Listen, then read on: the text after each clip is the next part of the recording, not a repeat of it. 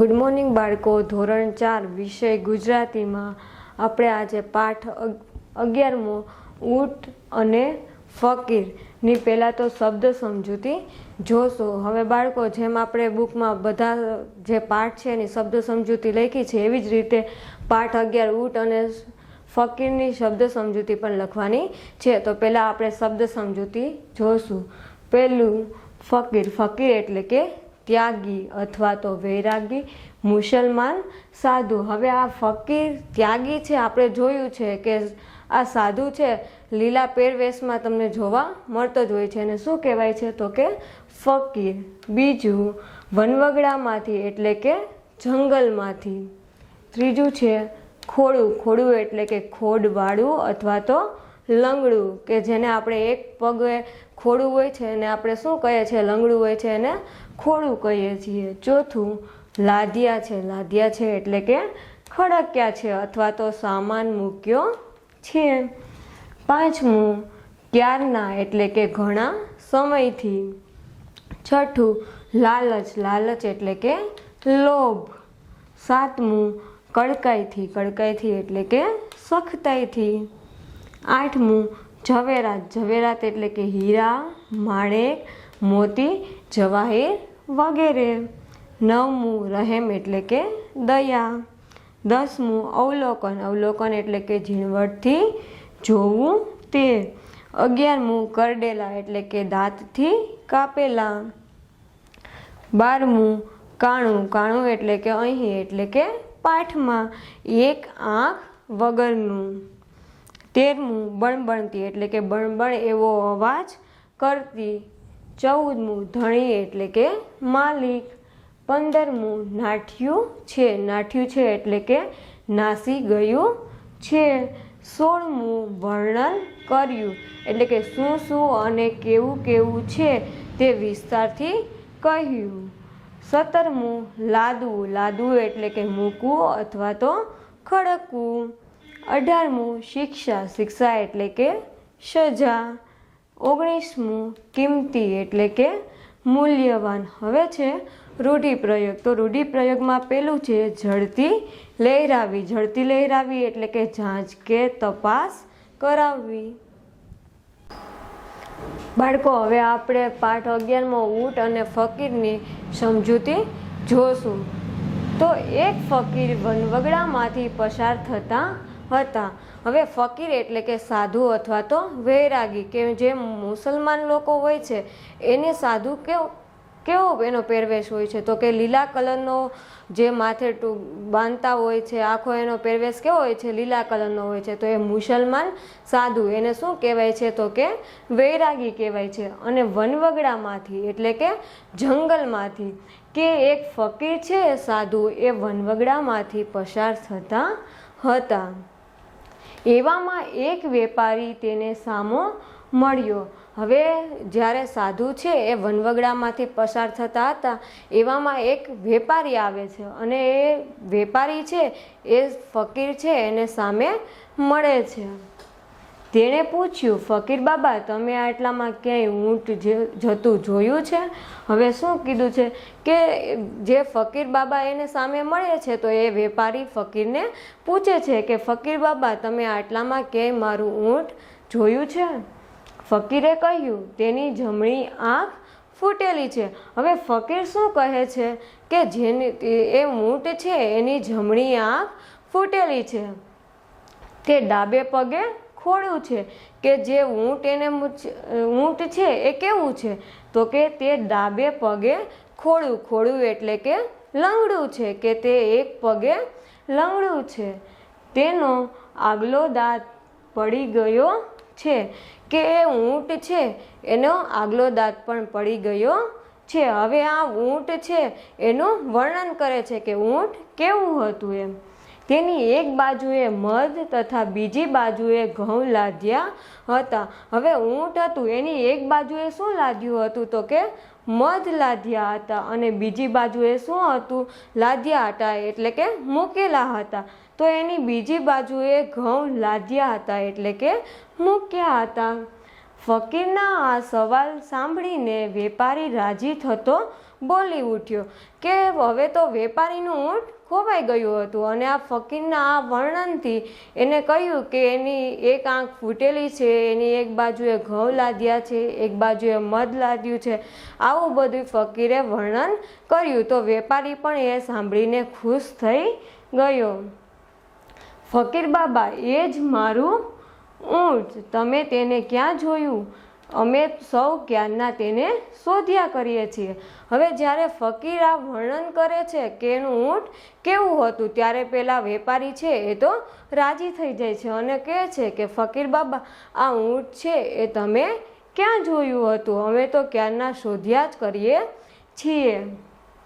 ફકીર બોલ્યા, પણ મેં તમારું ઊંટ તો જોયું નથી. હવે ફકીર શું કહે છે વેપારીને કે મેં તો તમારું ઊંટ જોયું પણ નથી. ફકીરનો આ જવાબ સાંભળીને પેલા વેપારીને થયું કે નક્કી આ ફકીરે મારા ઊંટને જોયું તો છે જ. હવે જ્યારે ફકીર આ વર્ણન કરે છે ત્યારે ફકીર છે એ ના પાડે છે કે મેં તમારું ઊંટ જોયું પણ નથી. ત્યારે શું થાય છે કે ફકીરને આ જવાબ સાંભળીને કે મેં તમારું ઊંટ જોયું નથી, તો વેપારીને એવું લાગે છે કે નક્કી આ ફકીર બાબા છે એને મારું ઊંટ તો જોયું જ છે. કારણ કે જેવું ફકીર બાબાએ વર્ણન કર્યું છે કે એ ઊંટને એક આંખે કાણું છે, એની એક બાજુ ઘઉં મધ લાદ્યા છે એટલે કે મૂકેલા છે, તો એક બાજુ ઘઉં મૂકેલા છે, તો સેમ એના જેવું ઊંટ છે એ વેપારીનું જ હતું. તો આવું એનું વર્ણન સાંભળીને વેપારીને પણ થાય છે કે નક્કી આ ફકીર બાબાએ મારું ઊંટ તો જોયું જ છે, પણ તેના ઉપરના માલની લાલચે તે મને બતાવવા માંગતો નથી. હવે અહીંયા લાલચ એટલે કે લોભ. હવે પણ તેના ઉપર જે માલ છે એના લાલચે એટલે કે એના લોભે ફકીર મને કહેતો નથી. તે જરા કડકાઈથી ફકીરને કહ્યું, ડાયા થઈને મારું ઊંટ મને આપી દો, તેના ઉપર કિંમતી ઝવેરાત પણ હતું, જો નહીં આપો તો પકડીને રાજા પાસે લઈ જવા પડશે. હવે શું કહે છે કે એના ઉપર જે સામાન હતો, જે માલ હતો, એની લાલચે છે એ ફકીર કહેતો નથી. વેપારીને એવું લાગે છે. તો શું કીધું કે ફકીર બાબા છે એને કહ્યું નહીં કે એનું ઊંટ ક્યાં જોયું, એવું વેપારીને લાગે છે. તો શું કે વેપારી છે એ કડકાઈથી એટલે કે સખ્તાઈથી કહે છે કે ડાહ્યા એટલે કે શાણા, કે તમે ડાહ્યા થઈને મારું ઊંટ મને આપી દ્યો. અને તેના ઉપર કિંમતી ઝવેરાત પણ હતા. ઝવેરાત એટલે કોને કહેવાય છે કે જે હીરા છે, માણેક છે, મોતી છે, આ બધું શું છે તો કે ઝવેરાત છે, કે જે એના ઉપર જે કિંમતી એટલે કે મૂલ્યવાન ઝવેરાત છે એ ઝવેરાતના લીધે આ ફકીર બાબા મને કહેતા નથી. અને એ કહેતા નથી તો વેપારી શું કહે છે ફકીર બાબાને કે તમે નહીં કહો તો હું તમને પકડીને રાજા પાસે લઈ જઈશ. ફકીર બોલ્યા, અરે શેઠજી, હું તમને ખરું કહું છું કે મેં તમારું ઊંટ જોયું જ નથી. પછી તેના ઉપર ઝવેરાતની તો વાત જ સી. હવે શું કહે છે ફકીર બોલે છે કે અરે શેઠજી, હું તમને ખરું કહું છું. ખરું એટલે કે સાચું કહું છું કે મેં તમારું ઊંટ જોયું પણ નથી. પેલો વેપારી હવે ગુસ્સે થઈ ગયો કે એને ઊંટનું જે વર્ણન કર્યું એના પરથી વેપારીને લાગે છે કે ફકીર બાબાએ નક્કી મારું ઊંટ તો જોયું જ છે. હવે ફકીર બાબા છે એ વેપારીને કહેતા નથી ને એ છુપાવે છે એવું વેપારીને લાગે છે. તો વેપારી પણ હવે ગુસ્સે થઈ જાય છે. તેણે પોતાના માણસોને કહ્યું કે આ ફકીરને પકડીને રાજા પાસે લઈ ચાલો. હવે શું કરે છે કે એને ઊંટ છે એ ક્યાં છુપાવ્યું છે એ કહેતો નથી. માટે હવે ફકીર છે એને ક્યાં લઈ જાય છે તો કે રાજા પાસે. તો હવે વેપારી શું કરે છે કે વેપારી છે એ કહે છે કે આ ફકીર છે એને પકડીને રાજા પાસે લઈ જાઓ. રાજાએ ફકીરની ઝડતી લહેરાવી. હવે આ એક ઝડતી લહેરાવી એ એક રૂઢિપ્રયોગ છે. ઝડતી લહેરાવી એટલે કે તપાસ કરવી.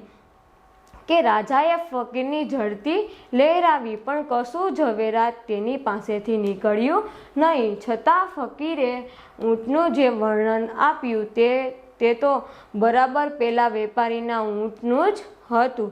હવે જ્યારે ફકીરને રાજા પાસે લઈ જાય છે તો ફકીરની ઝડતી લહેરાવે છે કે એની ઝડતી લહેરાવી એટલે કે એની તપાસ કરે છે કે એને કંઈ છુપાયું તો નથી ને. તો એની પાસે જ્યારે ઝડતી લહેરાવી એટલે કે એની તપાસ કરી ત્યારે એની પાસેથી કંઈ પણ ઝવેરાત મળ્યું નહીં. અને ફકીરે જે ઊંટનું વર્ણન આપ્યું છે તે તો બરોબર પેલા વેપારીના ઊંટનું જ હતું. કે જે ફકીર બાબાએ એના ઊંટનું વર્ણન કર્યું છે કે એક આંખે કાણું છે, એક પગે લંગડું છે, એના જમણી બાજુ એને એક બાજુએ મધ લાદ્યા છે તો એક બાજુએ કોણ લાદ્યા છે. કે વર્ણન એટલે કે શું શું કેવું હતું એ બધું જેને વર્ણન કર્યું છે એ તો બધું સાચું જ હતું.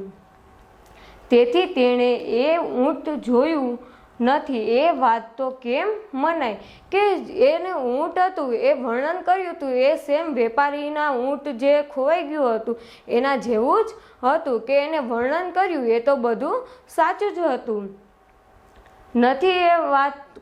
એ વાત છે જે એને વર્ણન કર્યું હતું એ ખોટું બોલે છે એ તો કેવી રીતે માની શકીએ એમ. તેની ઉપરના ઝવેરાતની લાલચે તેણે ચોક્કસ ક્યાંક સંતાડી દીધું છે એમ માની રાજાએ તેને સખત શિક્ષા કરવાનો હુકમ કર્યો.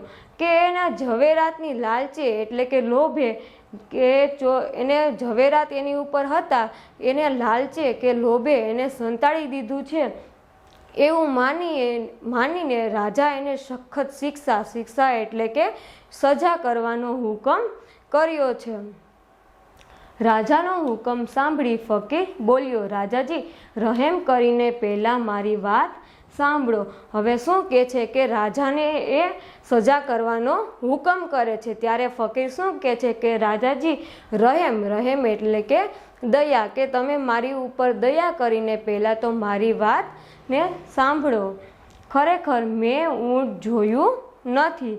વાત એમ છે કે હું વનવગડામાં કેટલાય વર્ષથી રહું છું.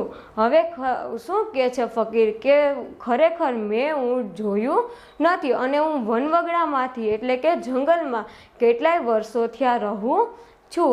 હવે સાધુઓ હોય છે એ આપણે જોઈએ છે કે સાધુઓ હોય છે એ પોતે તપસ્યા કરવા માટે ક્યાં જતા હોય છે તો કે વનવગડામાં. કારણ કે ત્યાં કેવું હોય છે વાતાવરણ તો કે એકદમ શાંતિવાળું હોય છે.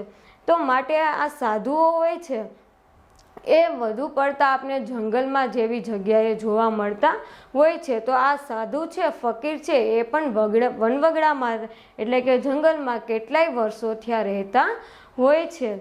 મને બધું અવલોકન કરીને જોવાની ટેવ છે. હવે અવલોકન કરીને એટલે કે ઝીણવકપૂર્વક સ્પષ્ટતાથી કે એ ફકીર છે એ કેટલાય વર્ષોથી આ જંગલમાં રહેતા જ હતા તો એને અવલોકન કરીને એટલે કે સ્પષ્ટતાથી ચોકસાઈથી જોવાની એમને ટેવ છે.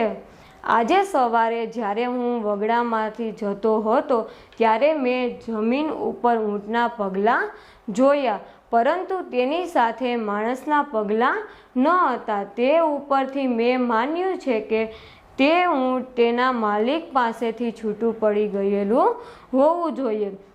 હવે શું થાય છે કે ફકીર વનવગડામાંથી પસાર થતા હતા કે જ્યારે સવારના સમયે પસાર થતા હતા ત્યારે વનવગડામાંથી જમીન પર જે ઊંટના પગલાં હતા તે એને જોયા હતા પરંતુ તેની સાથે જે ઊંટના પગલાં હતા તેની સાથે માણસના પગલાં હતા નહીં.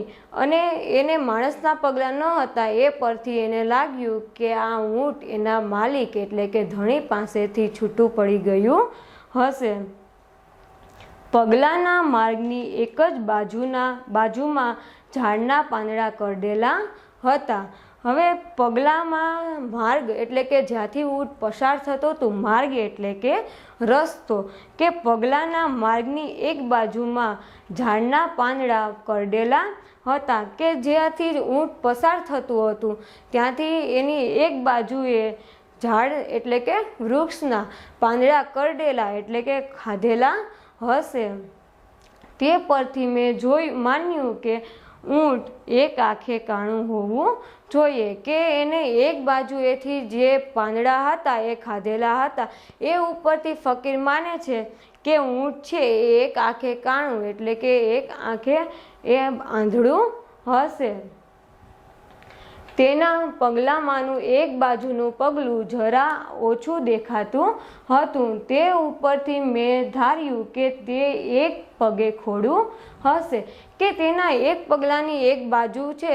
આપણે ચાલતા હોઈએ છીએ તો આપણા જમીન પર આપણા પગના નિશાન છે એ બંને પડે છે અને એ પણ સરખા પડે છે. તો ફકીર કેવું માને છે કે જ્યારે એના પગલાં જોવે છે ત્યારે એક પગલું છે એ ઓછું દેખાતું હતું.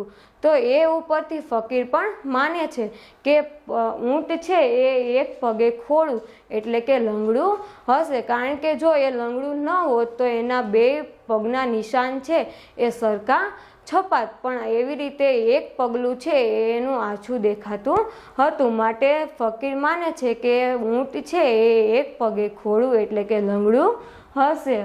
તેણે જે પાંદડા કરડ્યા હતા તે પાંદડાનો વચમાંનો ભાગ લટકતો રહી ગયો હતો. તે પરથી મેં માન્યું કે તેનો આગલો એક દાંત પડી ગયો હશે. હવે શું કહે છે કે તેને જે પાંદડા કરડેલા એટલે કે જે ખાધેલા હતા તે પાંદડાનો વચમાંનો ભાગ છે એ લટકતો હતો, અને તે પરથી ફકીર માને છે કે તેનો દાંતનો એક આગલો દાંત છે એ પડી ગયો હશે, કારણ કે જો એનો એક આગલો દાંત ન પડી ગયો હોત તો એ પાન છે એ આખું પણ ખાઈ શકત, પણ એ પાન છે એનો વચ્ચેનો ભાગ છે એ લટકતો હતો. માટે એ ફકીર છે એવું અવલોકન કરે છે કે એનો દાંત એક આગલો દાંત છે એ તૂટી ગયો હશે અથવા તો પડી ગયો હશે. તેના માર્ગની એક બાજુએ ઘઉં વેરાયેલા હતા અને બીજી બાજુએ માખીઓ બણબણતી હતી. હવે તેના માર્ગ એટલે કે રસ્તો, કે તેના રસ્તાની એક બાજુએ ઘઉં વેરાયેલા હતા અને બીજી બાજુએ શું વેરાયેલું હતું તો કે માખીઓ. કારણ કે માખીઓ શા માટે બણબણતી હતી તો કે એક બાજુએ મધ લાદેલું હતું એટલે કે ઊંટની એક બાજુએ મધ હતું અને બીજી બાજુએ શું હતું તો કે ઘઉં હતી. હવે મધ છે તો ત્યાં તો માખીઓ હોય જ છે. તો શું કીધું છે કે બીજી બાજુએ માખીઓ બણબણતી હતી, કારણ કે બીજી બાજુએ શું હતું તો કે મધ હતું. બણબણતી એટલે કે બણબણ એવો અવાજ કરતી, તો એની બીજી બાજુએ માખીઓ બણબણતી હતી.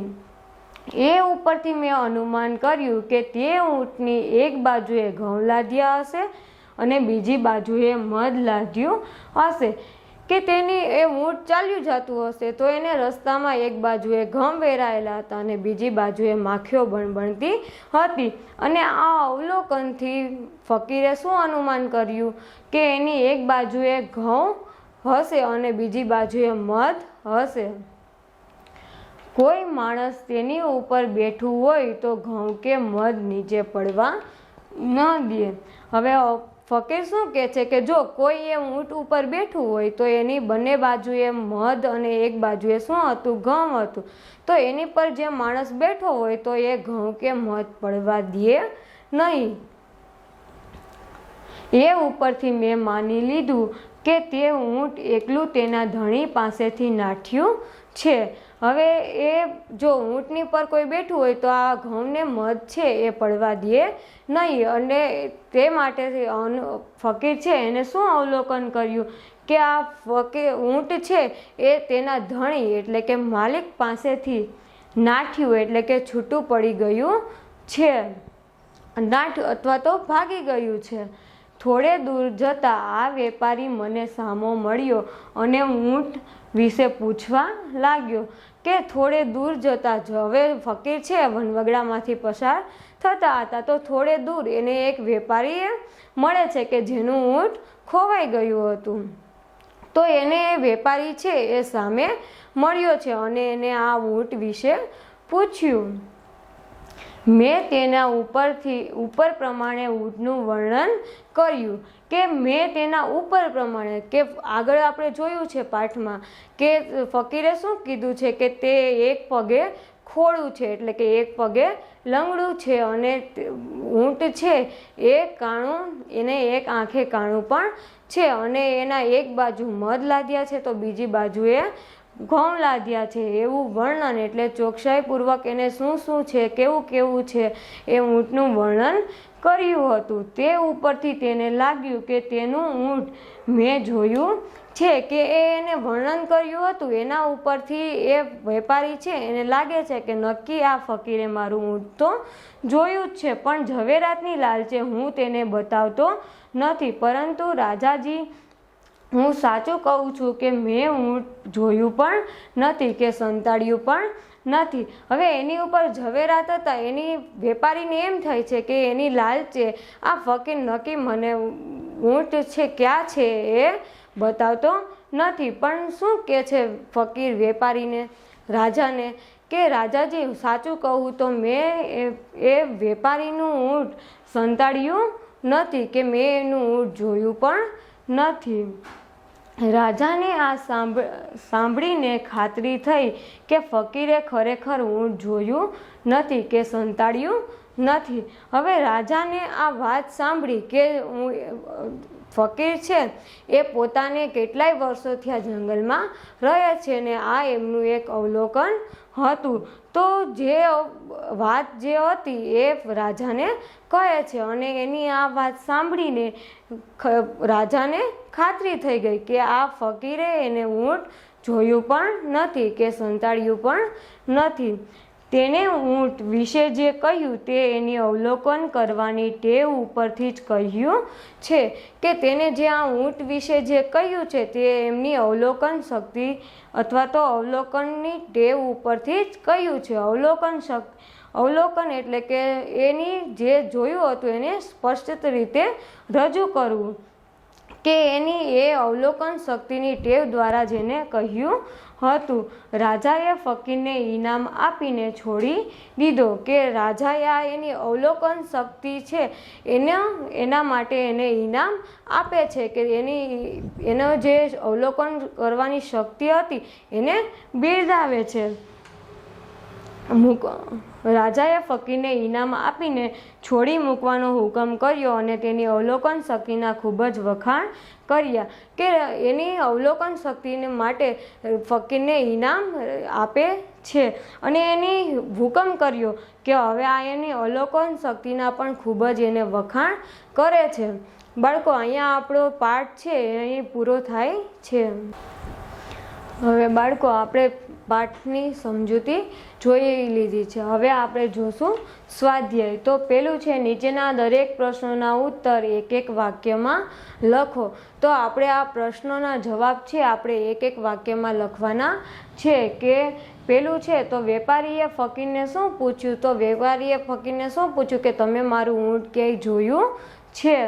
બીજું છે વેપારી ગુસ્સે શા માટે થયો કે વેપારી શા માટે ગુસ્સે થયો તો કે જે ફકીર બાબા સામે મળ્યા હતા અને જે ઊંટનું વર્ણન કર્યું હતું તો એના પરથી ફકીરને લાગ્યું હતું કે નક્કી આ ફકીરે મારું ઊંટ જોયું જ છે અને તેને સંતાડ્યું છે તો એ મને કહેતા નથી માટે વેપારી પણ ગુસ્સે થાય છે।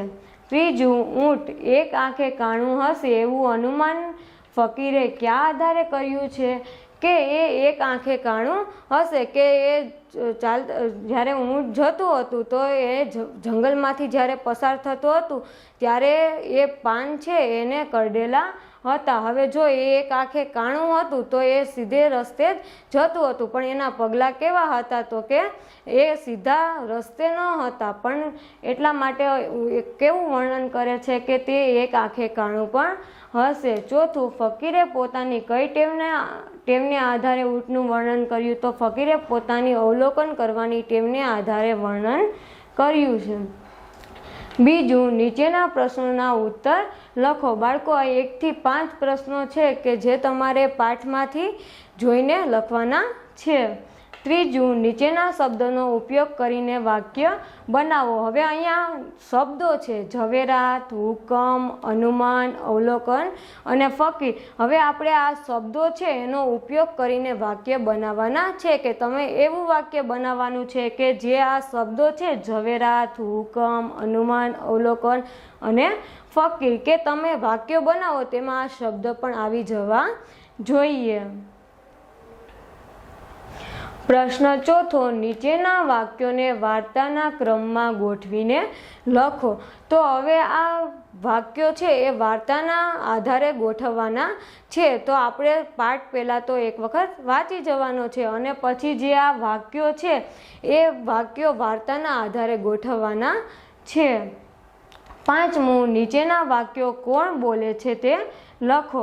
હવે નીચેના વાક્યો કોણ બોલે છે તે લખવાનું છે કે આ વાક્ય કોણ બોલે છે તે આ ખાલી જગ્યામાં લખવાનું છે। છઠ્ઠું, પાઠમાંથી શોધીને દીર્ઘ ઈ આવતો હોય એવા શબ્દ શોધીને તમારી નોટબુકમાં લખવાના છે। અને સાતમું, નીચેના શબ્દોના સમાનાર્થી શબ્દો લખો। હવે બાળકો, આ સમાનાર્થી શબ્દો છે કે તમારે આ સમાનાર્થી શબ્દો છે એ શોધીને લખવાના છે। આઠમું, નીચેના શબ્દોને શબ્દકોશના ક્રમમાં લખો કે આ શબ્દો છે રહેમ, ઊંટ, વગડો, ઝવેરાત અને પાંદડું કે આ બધા શબ્દો છે શબ્દકોશ ક્રમમાં આપણે કેવી રીતે ગોઠવીએ છીએ તો કે પહેલાં આપણે અનાસ્વર લઈએ છીએ। જો અનાસ્વર ન હોય તો આપણે કકાવારી પ્રમાણે ગોઠવીએ છીએ। તો આ શબ્દો છે આપણે એવી જ રીતે શબ્દકોશ ક્રમમાં ગોઠવવાના છે।